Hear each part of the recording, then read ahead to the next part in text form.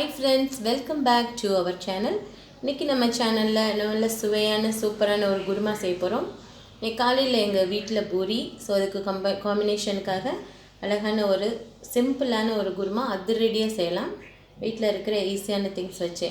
So இதுக்கு தேவையான things என்னன்னு சொல்றேன். ஒரு 1/4 கப் பட்டாணி நைட்டே ஊற வச்சு எடுத்து வச்சிருக்கோம். ஒரு உருளைக்கிழங்கு கட் பண்ணிக்கங்க.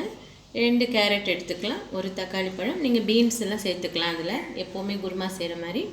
இப்படி ஒரு 1/4 கப் தேங்காய் துருவி வச்சிருக்கேன். தாளிக்கிறதுக்கு பிரியாணி இலை, கிராம்பு, ஏலக்காய், பட்டை இதெல்லாம் எடுத்துக்கலாம். அப்புறம் ஒரு பெரிய வெங்காயம் ஸ்லைஸ் பண்ணி வச்சிருக்கேன். அரைக்கிறதுக்கு ஒரு 2 துண்டு இஞ்சி, ஒரு 6 வெள்ளைப்பூடு, கொத்தமல்லி தழை, கருவேப்பிலை கொஞ்சம். மசாலா பார்த்தீங்கன்னா ஒரு ஸ்பூன் மிளகாத்தூள், ஒரு ஸ்பூன் மல்லித்தூள், 1/4 ஸ்பூன் மஞ்சள் தூள், ஒரு ஸ்பூன் கரம் மசாலா, தேவையான அளவு உப்பு. அவ்வளோதான், ரொம்ப சிம்பிளான அது ரெடி குருமா. ஸோ இதை எப்படி செய்யலாம் அப்படின்னு பார்க்கலாம். ஒரு மிக்ஸி ஜார் எடுத்துக்கோங்க. மிக்ஸி ஜாரில் தேவையான அளவு தேங்காய் நம்ம எடுத்து வச்சுருக்கோம் இல்லையா, இந்த 1 கப் தேங்காவை போட்டுட்டு கூடவே அதில் நம்ம கொடுத்துருக்குற அந்த வெள்ளைப்பூடு, அதே மாதிரி இஞ்சி, கூடவே கொஞ்சம் கொத்தமல்லி தழை சேர்த்துக்கலாம். இவ்வளோ போட்டு நல்லா கிரைண்ட் பண்ணி எடுத்துடலாம். இப்போ நம்ம குக்கர்லேயே செஞ்சுருவோம், ஏன்னா பட்டாணிலாம் வேகணும், அதனால் குக்கர்லேயே நம்ம ரெடி பண்ணிக்கலாம் இந்த குருமா.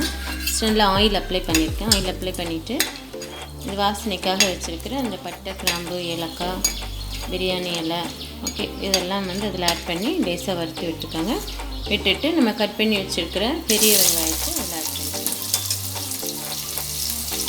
பெரிய வெங்காயம் கொஞ்சம் வதங்கட்டும். நல்லா கொஞ்சம் ப்ரௌன் ஆகிற வரைக்கும் நல்லா வதக்கி விட்டுருங்க.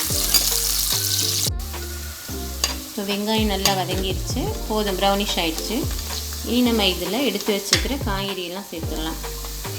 பட்டாணி, உருளைக்கிழங்கு, கேரட் போட்டுருக்கேன். நீங்கள் இன்னும் பீன்ஸ் எல்லாம் சேர்த்துக்கலாம், கேபேஜ் போட்டுக்கலாம். என்னென்ன காய்கறிலாம் நமக்கு தேவையோ அதெல்லாம் போட்டுக்கலாம். போட்டு நல்லா ஒரு நிமிஷம் அந்த ஆயிலே வதக்கி விட்டுருங்க. கூடவே கட் பண்ணி வச்சுருக்கிற தக்காளி பழத்தை சேர்த்துக்கலாம். நல்லா ஒரு நிமிஷம் நல்லா மிக்ஸ் பண்ணிடுங்க. நம்ம காய்கறிகள்லாம் நல்லா ஒரு நிமிஷம் நல்லா வதங்கிடுச்சு. இப்போ நம்ம அரைச்சி வச்சுருக்கிற இன்க்ரீடியன்ட்ஸ் எல்லாம் சேர்த்துடலாம். தேங்காய், இஞ்சி, பூண்டு, கொத்தமல்லி தழையெல்லாம் போட்டு அரைச்சி வச்சுருக்கோம் இல்லையா, அதை நம்ம இதில் மிக்ஸ் பண்ணிடுவோம். மிக்ஸ் பண்ணி நல்லா கலக்கி விட்டுருங்க. ஒரு நிமிஷம் அந்த மசாலாலாம் கொஞ்சம் மிக்ஸ் ஆகட்டும். அதுக்கப்புறமா தேவையான அந்த மிளகாத்தூள் இதன ஐட்டம்ஸ் எல்லாம் நம்ம சேர்த்துக்கலாம்.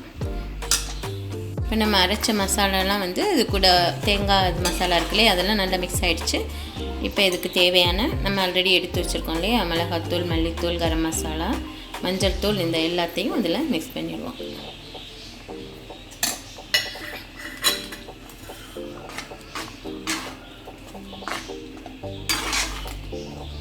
ஓகே, நம்ம குருமா ஆல்ரெடி அப்படியே கொதிக்க ஆரம்பிச்சிருச்சு.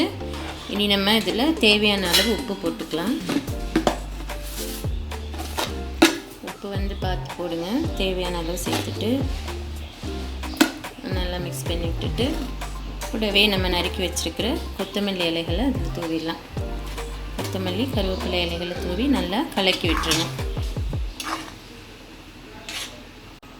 ஓகே, நம்ம குருமா நல்லா தெளிச்சிட்டு இருக்குது. இப்போ நம்ம என்ன செய்யலாம், குக்கரை மூடி வச்சுருவோம். ஒரு 3 விசில் போதும், ஏன்னா பட்டாணி நல்லா ஊறி இருக்குது, அதனால் 3 விசில் போதும். 3 விசில் வந்த உடனே இறக்கி வச்சிடலாம். பாருங்கள் ஃப்ரெண்ட்ஸ், இப்போது இந்த குருமா ரெடி பண்ணிட்டோம். பூரியும் ரெடி ஆயிடுச்சு. நல்ல சூப்பராக கமகமன் ஸ்மெல்லோடு இருக்குது. பார்த்தாலே சாப்பிட்ணுன்னு தோணுதா? ஓகே, இந்த ப்ரிப்ரேஷனை வீட்டில் ட்ரை பண்ணி பாருங்கள். ட்ரை பண்ணி பார்த்துட்டு உங்கள் கமெண்ட் சொல்லுங்கள். லைக் பண்ணுங்கள், ஷேர் பண்ணுங்கள், சப்ஸ்கிரைப் பண்ணுங்கள். தேங்க்யூ.